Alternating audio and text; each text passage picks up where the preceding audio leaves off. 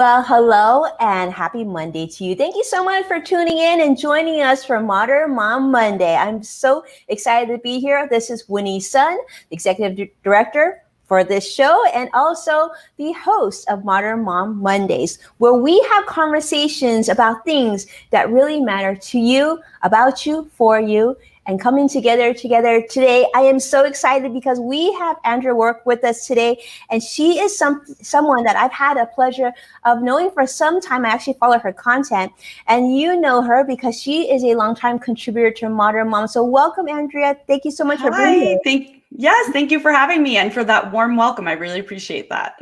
Well, I appreciate you being here, and maybe you could give us a quick intro. Obviously, we know you from Modern Mom, but talk to us maybe a little bit about your situation right now, how working from home is for you, how is this pandemic treating you, and what does your day look like these days? Yes. Well, to be completely honest, my life wasn't flipped upside down like I know a lot of families were, because I worked from home before the pandemic ensued. So that situation wasn't very different, but things did change with obviously not being able to have a babysitter come and help with my 1-year-old and 3-year-old, and with little ones, trying to get any work done is impossible. But I was lucky that my mother was able to fly out and stay with us. And she also was living in New York in the hot spot. And so we figured it was also safer for her to be with us and we could kind of be together. But it's just crazy and loud all the time. So I'm eager for preschools to start opening up, hopefully in the next few months. But, the typical day, I've been busier than ever. Everybody needs money and budgeting advice now. And so I've been writing a lot of articles to help everyday families who've been affected financially, or those who are just worried about what's to come in the future.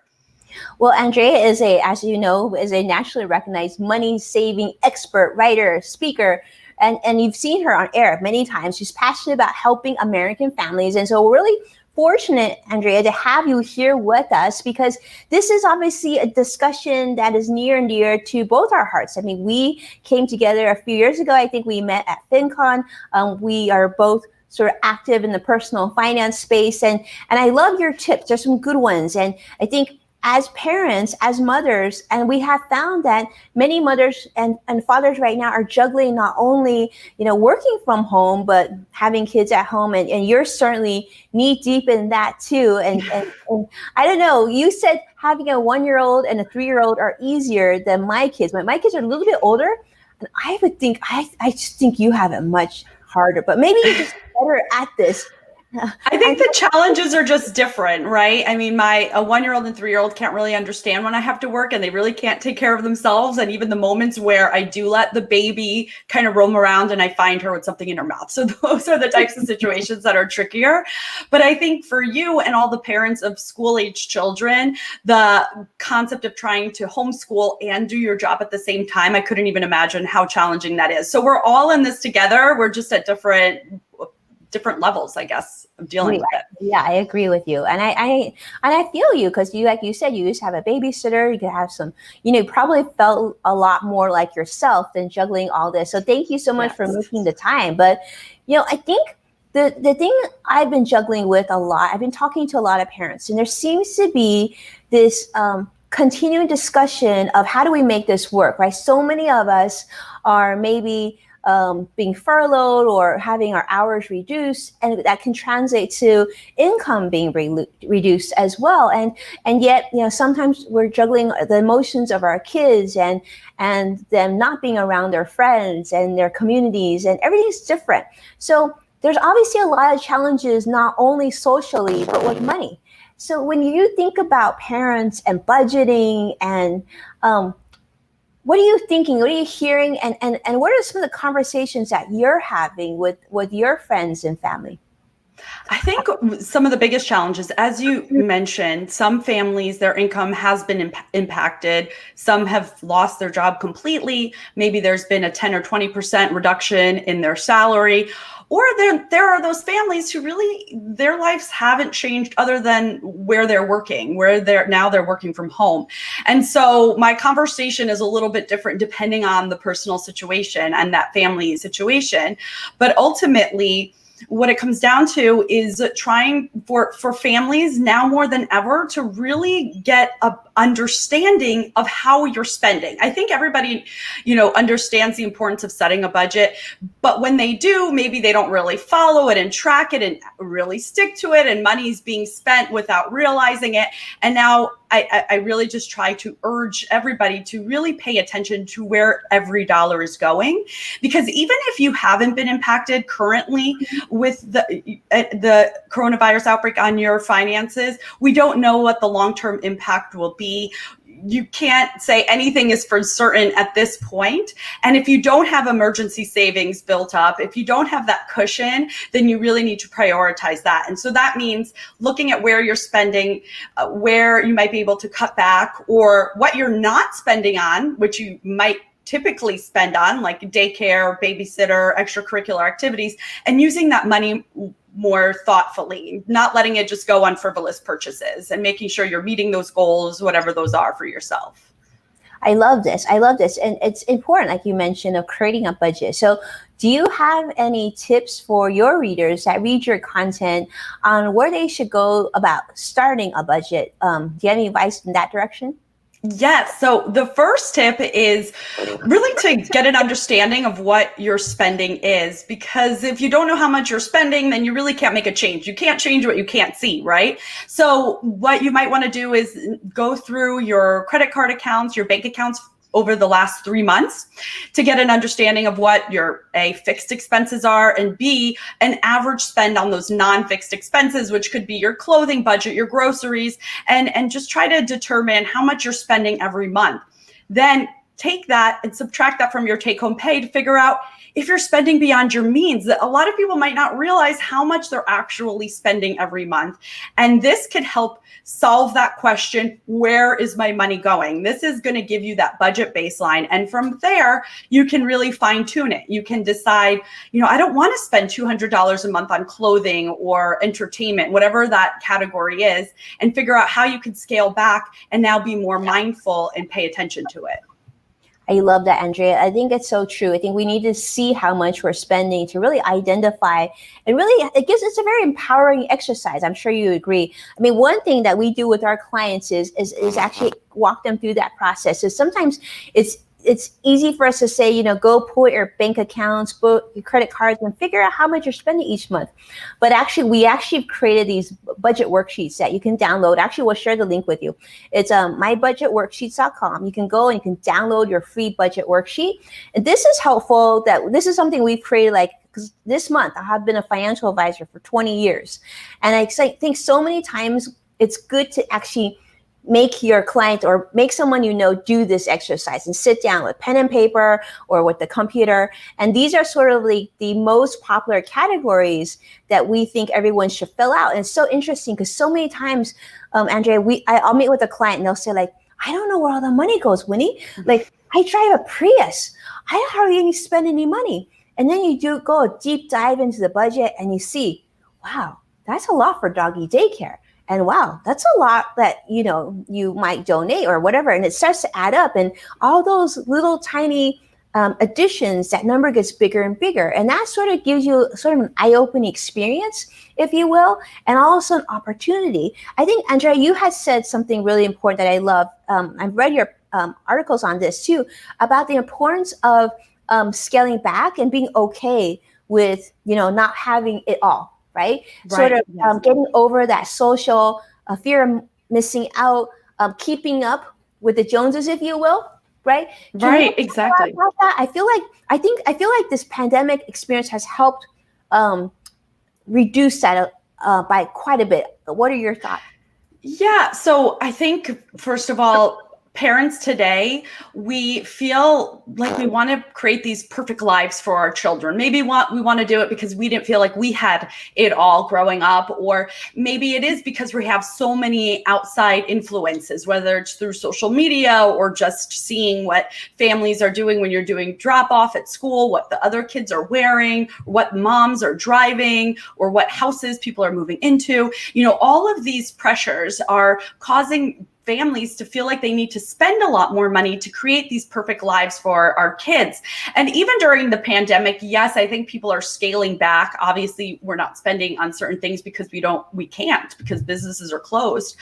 But I think maybe then spending in other areas to try to make up for that fact.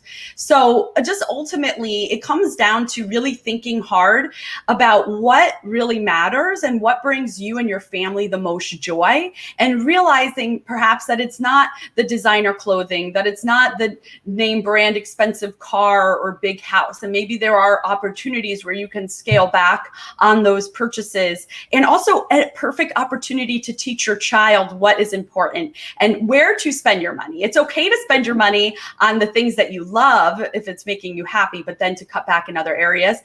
And when it comes to those name brand clothing, like let's say your kids want UGG boots because they want to look like everyone else in school, or they want those name brand school supplies when they do go back to the classroom, why not show them opportunities to get those at a discount? So going to thrift stores, shopping online secondhand, going with reusing maybe some of their school supplies from last year so they have room to buy some of the more expensive new stuff. So, I think there's a lot of things to think about here, but it really comes down to being really mindful about how you spend your money. I loved your comments. I think, Andrea, one thing that I'm going to emphasize that you said, or I think is so powerful, is that, all of us as parents, we feel bad, right? Because of the pandemic, because of COVID, we feel bad for our kids. Like they can't go be with their friends. They can't go play sports, and they can't be a regular kid anymore. So instead, some parents, like you said, are feeling that they need to compensate by buying more toys, buying more goodies, buying things into the house to try to make our kids feel better. But like you said, if you look back, and I'm going to ask you this, Andrea, because I think this is really powerful. And I think those of you who are watching, I want to invite you to do this as well. Ask yourself, look back in your childhood, right? And think about your fondest moment. I would challenge you, and I would guess that for many of you, it didn't mean something that was purchased for you. It's probably something, an experience, some time together.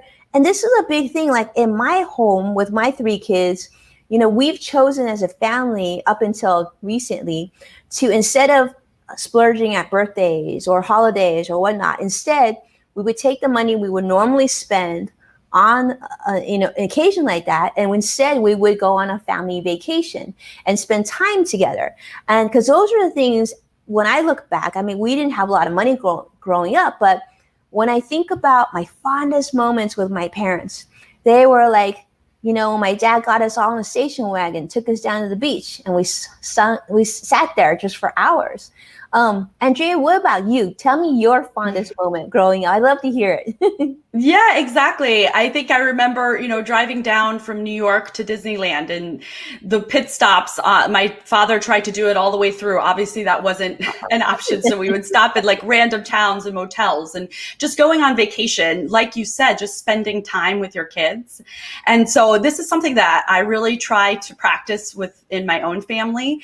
And, one of the tips that I was sharing through the pandemic is telling people, you could still go on road trips. You could go camping. Camping is so affordable. Meanwhile, I haven't been camping in 4 or 5 years since I had my kids. So you know what I said? I'm going camping. If I'm going to put this tip out there, then I got to practice it. And we just went this past weekend. It was challenging with a 1-year-old playing in the dirt all day, but we did it and we had so much fun. And you know what? Those are the memories, like you said, the kids are going to remember. We spent $150 over the weekend. We didn't spend a lot of money and we had an amazing time. I want to see those pictures, Andrea. I think they're really fun. I gotta tell you, like, I couldn't agree with you more. Like when I ask my kids during this pandemic right now, and I say, like, how is it? Like, you feel miserable, and they're actually so happy. I was surprised by how happy they are, and I've seen the kids get closer. They're definitely, like, each of my 3 kids feels like they have 2 best friends. They're much closer. They fight less. They depend on each other more, and there's less anxiety because this week for us is back to school week, and there's less anxiety. They feel calm. Yes, they miss their friends still. They miss going out. They miss travel probably as much as I do. But there's definitely some silver linings. And I think sometimes if we sit back and we learn from our children, I think many of you watching can agree that we learn so much from our kids. They have made us wiser. And I'm sure, Andrea, you've you felt this way too. Let's talk about this. Oftentimes, and in fact, I had a phone call not too long before we jumped on today of, oh, goodness, I know I need to budget. I know I should, but I just can't get myself to do it. And I think when I hear that, I often feel like it's not that you couldn't do it. It's like, who really wants to do your taxes and file their taxes? Who really wants to, clean the bathrooms on a weekend? But it's something we have to do. What do you find to be sort of the biggest obstacles, if you will, with budgeting and managing money with parents? What are your experiences in that area? Yeah, I think it's a couple of things. Sometimes it's, like you said, just getting started. It's the feeling of being overwhelmed of, one, how do I even create a budget? That's why I think those worksheets that you mentioned sound so awesome. But like that step of, how do I even go about creating a budget? Once I make my budget, am I going to be freaked out about what is on the budget? But also, staying on top of it and tracking it can seem complicated and just like take up a lot of time. And so that's why I love using various budgeting tools or just any kind of a tracking tool in general. I oftentimes compare my personal finances with fitness and dieting. And so, like I have a calorie tracker that really helps me stay on top of, my dieting, because if I don't know how much I'm eating, then of course it's easier to overeat and then not feel good about yourself the next day. And so it's kind of the same thing with a budget. If I'm tracking my budget with an app, then I'm staying on top of every dollar I'm spending, and I'm just more accountable to my actual budget. And so there are some great apps like Mint Budget, a Pocket Guard, You Need a Budget, YNAB. These are really cool tools that you can just use on your phone and help you stay on top of your spending. They have alerts to let you know when you're going over budget in your categories. And so it kind of just acts as an accountability buddy, which I think we all need. But beyond even just your budget, there are so many other things that I think families can feel overwhelmed about when they think about their financial situations. Like, one, oh, I need life insurance. Where do I go to purchase life insurance? Or I know I need an online will, or I know I need to make a will, but where can I get this done? And that's why I love just, all the online tools that make all of this stuff less complicated and less overwhelming. So, obviously you could go online and look for life insurance these days. You can go online and shop around for your auto insurance to help you find a better rate. You can even go online and create an estate plan in a matter of minutes. There are sites like trustandwill.com that make it super easy to do. You don't have to go to an attorney and deal with all those high legal fees. And so I think the bottom line is that if you just find some tools to help you out, that makes your life easier, it helps you save time, I think more people would stay on top of their finances then. Agree. I think you're right. I think you made some great points too, is that sometimes it just seems so overwhelming until we start, and then we just need that little push. And I agree with you. I mean, you're obviously a great resource for all things financial, personal finance, money saving tips that we love.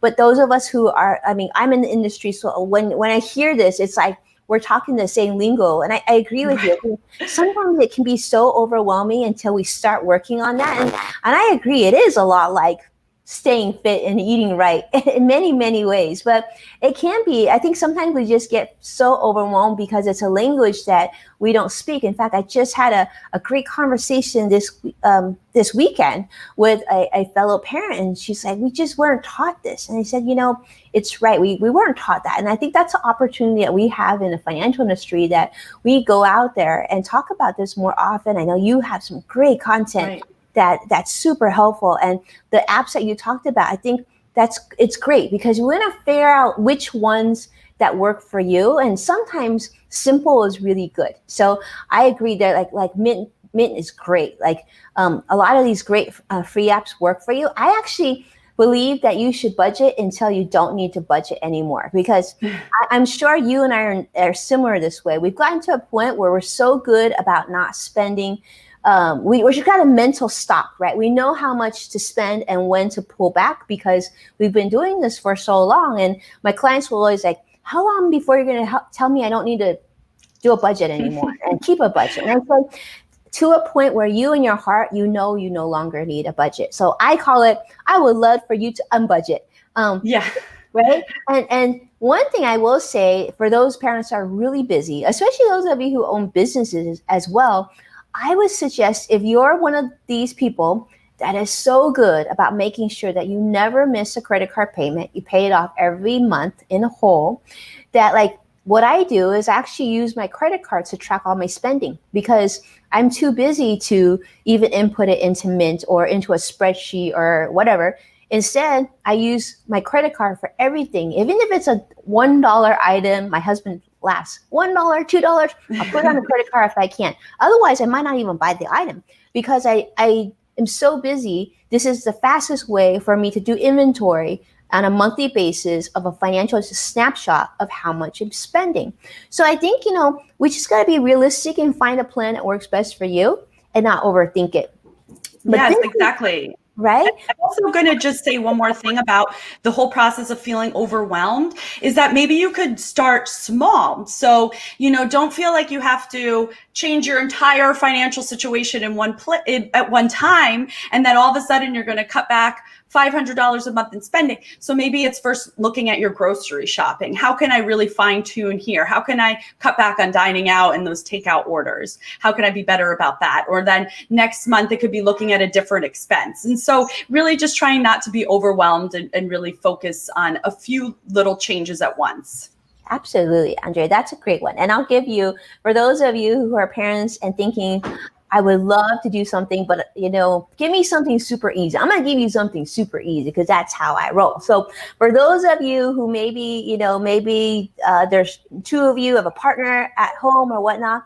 If you're in a house right now or an apartment or wherever, some sort of shelter, and you have more than one vehicle, I would suggest, because many of us aren't driving as much, challenging you to commit to one vehicle for the whole household, if you will, and then calling your car insurance company and letting them know that you're not going to want car insurance and you're not going to drive the other car and you're only going to use one, because that could instantly save you hundreds of dollars per month. So that's my recent really quick and easy hack for those of you who are watching. Let me know if any of you I love that. Because because I know in our house, we have two cars and certainly I haven't gone out in a long time. I haven't gone camping like you have. So it's pretty easy. I told this to a client of mine and they said, oh, that's easy. We'll just put his car on freeze because his car costs more, and which meant insurance was more. And it really was quickly, if you add that up, a couple $100s a month can quickly add to a couple $1,000s a month. So everything means, and remember, you can always put it back on the insurance. You can always make a driving vehicle again once things get back to normal. So nothing's permanent. I love this. I love this conversation because this is a conversation, obviously, that, it's nice to talk to a fellow personal finance person and someone as talented as you. So this was something that came across, and I love this question, and it's really important. Talking about how families can really shift to, money and spending together, creating like a household budget and really getting on top of this. And I know you have a really fun story on this. And if you don't mind, I love for you to share, because I think a lot of parents can relate to this, of how you do this at home. Yeah. Oh, how we get together with talking about our finances. Mm-hmm. So well, first of all, what I always like to talk about how my husband and I first came together. What I realized really quickly on in our relationship was that we were not eye to eye on finances. He is a spender and I am a saver. And so it's caused a lot of anxiety for me and maybe even for him from his perspective, feeling like I was trying to control him.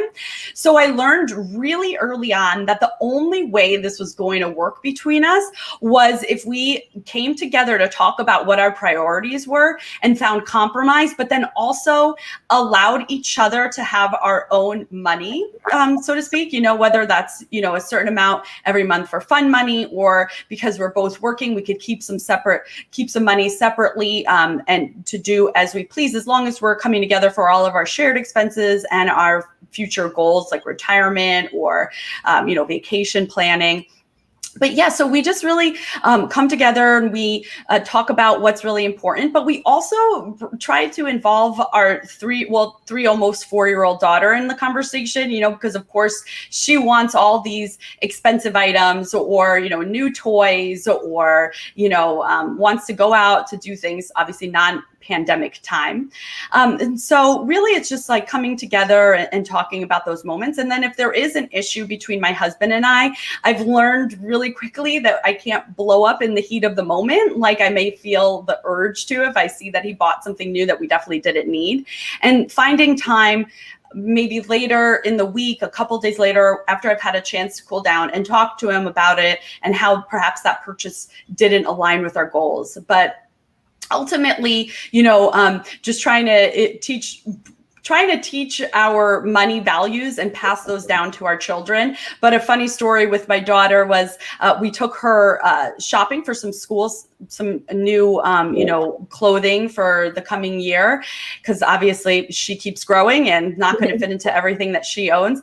And I taught her that the only items she could buy is if they had a red sale tag on them. And so she was running around the store telling me all these things were on sale. And I actually threw in an item that wasn't on sale in our cart. And she let me know that was not something we were allowed to purchase. That was not okay, mommy. That was not cool. Not cool. Budget. I love that because I think many of us can relate to that. I certainly remember growing up and my mom always instilled that on us. Even to this day, I find it very challenging to buy things that are not on sale.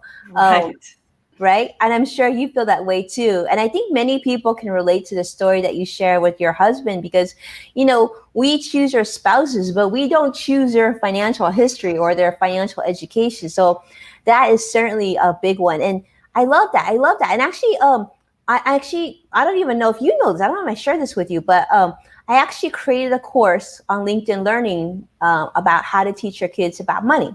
So, and I do something very similar to what you've done with your kids. And in many ways, I feel like my kids are like little financial advisors because they are so good at keeping my husband and his budget in line. But it's so many things, like you said, it's like they are like little sponges listening to us about money. And I think it's a really special time that we're going through. This is one of the silver linings of the pandemic. I mean, obviously, nobody wishes this upon anyone, and we all wish it could go back to normal. But we have a really special opportunity in that we're spending more time with our children than ever. I mean, Andrea, you maybe not so much because your kids are young, so they would have been home with you anyway. But right. But usually we would be so busy busing our kids to and from school and to sports and to Cub Scouts or whatever.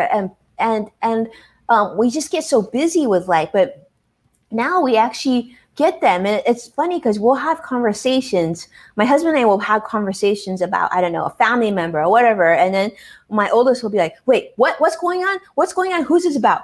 And then my husband will turn like, when did you become so like nosy? And it wasn't as nosy. It's just like they're listening, right? And sometimes it takes that aha moment to realize they're always listening and they're always watching. And the cool thing is, the stronger you are financially, and the more confident and more comfortable of you having these conversations, like I'm sure at Andrea's house, these are very comfortable conversations. The children are watching and they're learning, even though we don't think that we're teaching, but we're actually always teaching. So this is why I'm so grateful that you made the time. I do think this is a conversation we should have more of. I mean, I can't even tell you how many calls I've gotten in the last month or even like the last few months of people in really tough financial situations, right? Unemployed or needing to borrow money. That's been a common thing. I even get that on social media. And I think about like how many people are right now dependent on that next stimulus check or that eviction protection or that, that unemployment federal relief benefit.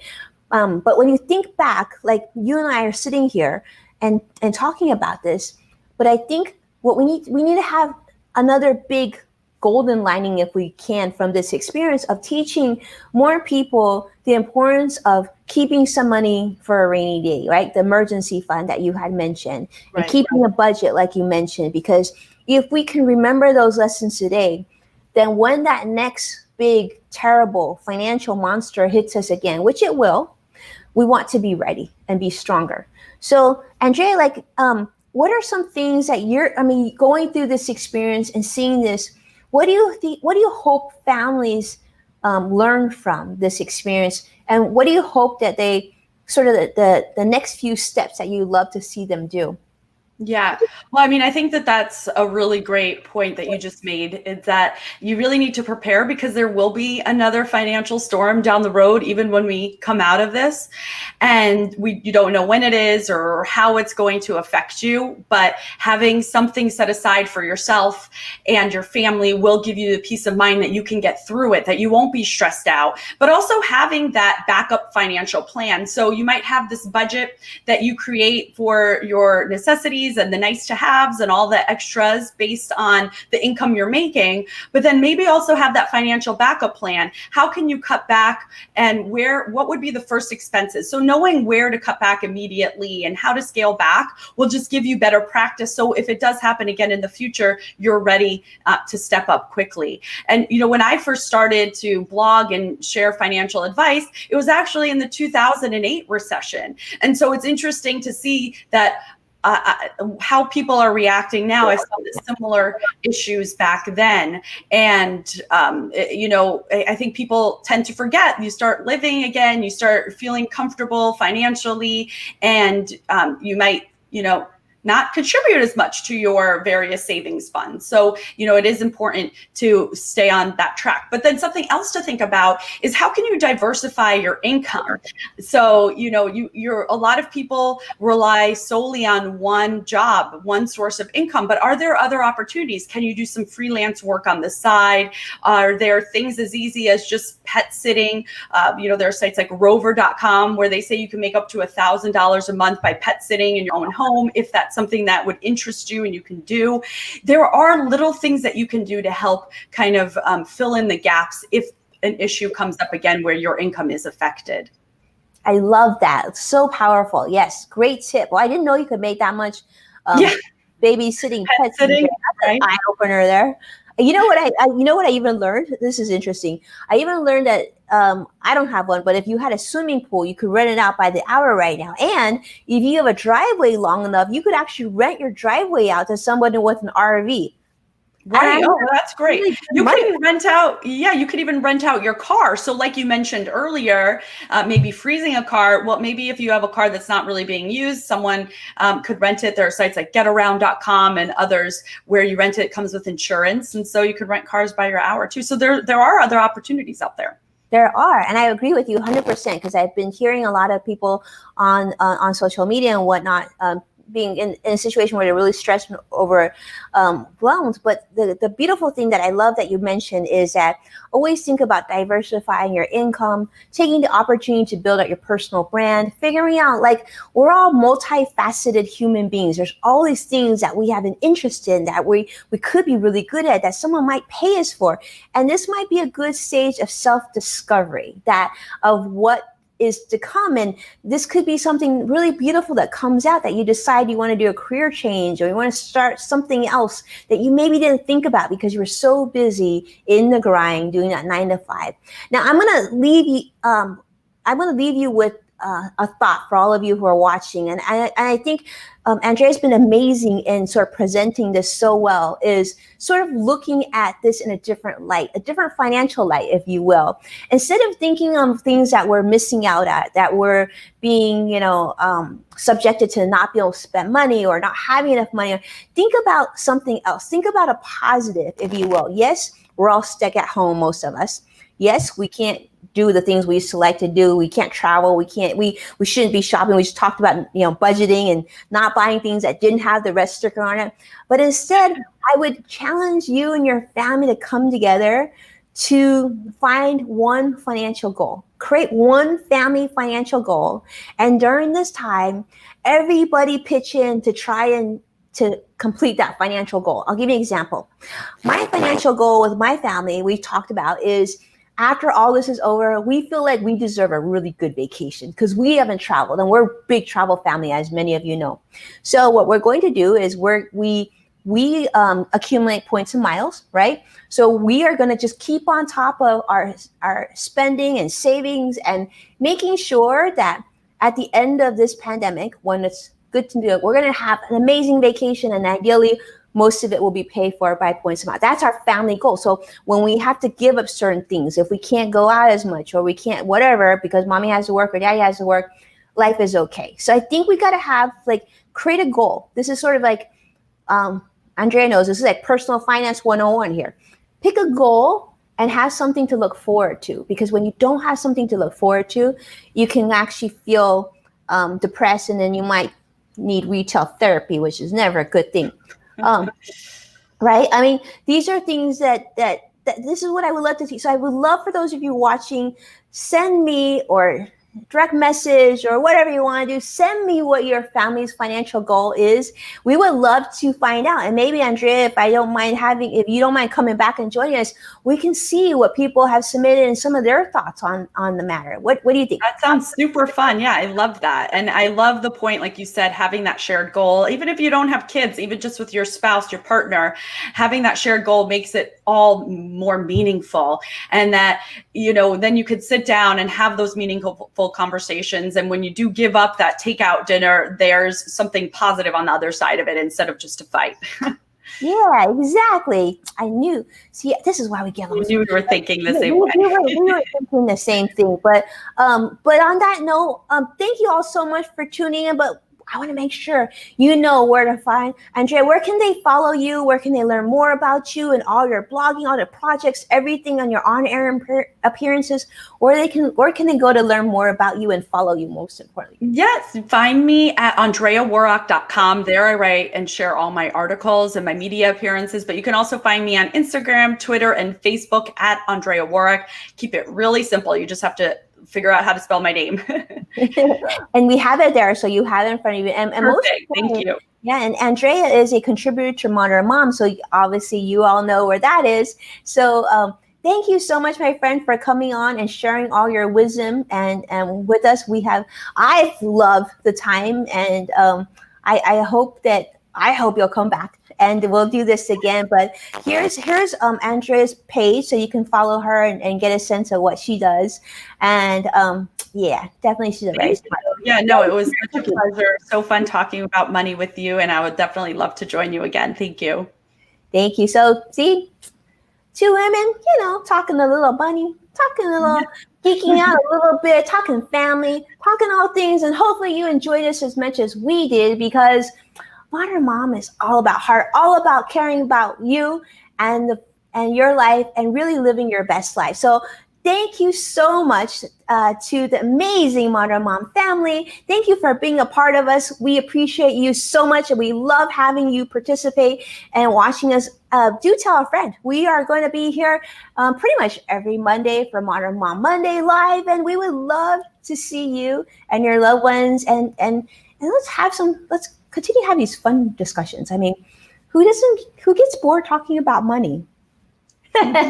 Well, thank you so much for tuning in. I am Winnie's son, and I appreciate you tuning in. I'll see you again next Monday. Take care now.